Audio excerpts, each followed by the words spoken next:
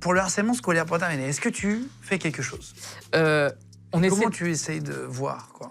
On essaie de sensibiliser. Évidemment, le problème, c'est que, en fait, il y a plein de statistiques qu'on a et qui sont très inquiétantes. Par exemple, au-delà du harcèlement scolaire, hein, mais le harcèlement scolaire, par exemple, on sait que quasiment un enfant sur 10 est harcelé scolairement, ce qui est énorme. C'est-à-dire qu'en fait, sur 30 gamins que tu as dans une classe, il y en a 3 qui ont déjà subi du harcèlement, si on suit ces statistiques. Le problème, c'est que le harcèlement, on peut le voir quand c'est physique, avec les gamins, mais le cyberharcèlement, c'est quand même beaucoup plus compliqué.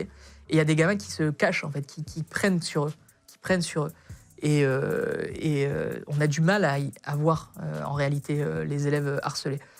Parce que, en fait, dans la masse que tu as, enfin, moi, j'ai quasiment 90 élèves, donc quand tu as 90 élèves, plus tout ce que tu as autour, c'est difficile vraiment de voir un par un les gamins, de se dire, ouais, il a changé, etc., de voir les choses, les dysfonctionnements. Après, ce qu'on fait, c'est qu'il y a de plus en plus de démarches qui sont faites à la fois par l'Éducation nationale, par le ministère et par les établissements pour sensibiliser à ça. Il y a des projets qui sont mis en place, mais pour moi, ça reste encore extrêmement faible. Et sur le suicide des profs? Ouais, là, il y a 54% des enseignants qui ont déjà connu un burn-out sur SOS Éducation. Il y a presque 60 suicides d'enseignants en 2020. Ouais. Énorme. Ouais, c'est extrêmement inquiétant. Toi, t'en vois des gens déprimés? Ouais, beaucoup. J'en vois des professeurs complètement cassés. Pourquoi? Pas par les élèves en réalité. Hein. On a souvent, enfin, ou alors les élèves, ça reste vraiment un facteur mineur, tu vois, par rapport à ça. C'est surtout en raison de la hiérarchie. On n'a pas de signe de reconnaissance de la hiérarchie. On est contacté que quand ça va pas. Quand ça va bien, on n'a aucune information. On nous donne des directives qui sont très souvent déconnectées de la réalité du terrain. On a des impératifs, des ordres, des réunions qui ne sont pas rémunérées, des heures où on doit assurer des services où on n'est pas rémunéré, alors qu'on est déjà très fatigué. En réalité, 18 heures devant les gamins, c'est extrêmement dur, surtout quand tu fais des journées tu vois, de 7 heures, de 8 heures parfois. Tu commences à 8 heures, tu finis à 18 heures, et en fait, toute la journée, tu étais devant des gamins où les gamins, il faut, tu vois, en plus de faire cours, il faut que tu te concentres sur ce qu'ils font, faire attention à ce qu'ils peuvent dire, etc. Et à côté de ça, on te rajoute des réunions, on te rajoute des choses, on te change les programmes, donc du jour au lendemain, et tu l'apprends en même temps que l'opinion publique, parce qu'en réalité, quand il y a des programmes qui changent, en fait, tu l'apprends avec l'opinion publique. Donc le jour J, tu apprends ce que tu dois faire pour tes élèves, et tu dois tout recommencer, il y a tout ça.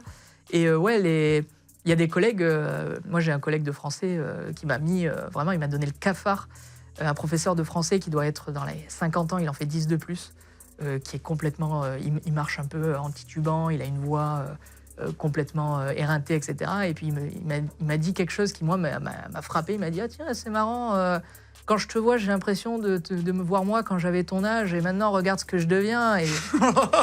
wow, mollo. Attends, et je viens d'arriver, me fais pas fuir tout de suite, quoi, tu vois. T'as envie de faire ça toute ta vie? Au bout de 3 ans, c'est quoi ton bilan? Pour l'instant, j'ai envie de faire ça.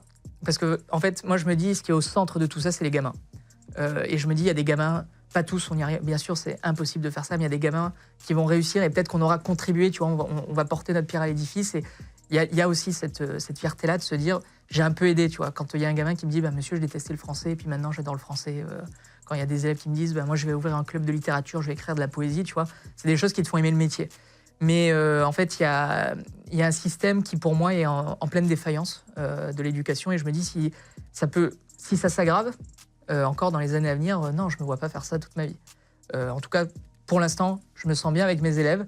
Si les directives, le ministère me fait changer ma manière d'être avec les élèves, là, par contre, ouais. Si je perds, en fait, ma liberté d'enseigner, ma liberté de pédagogie, ouais.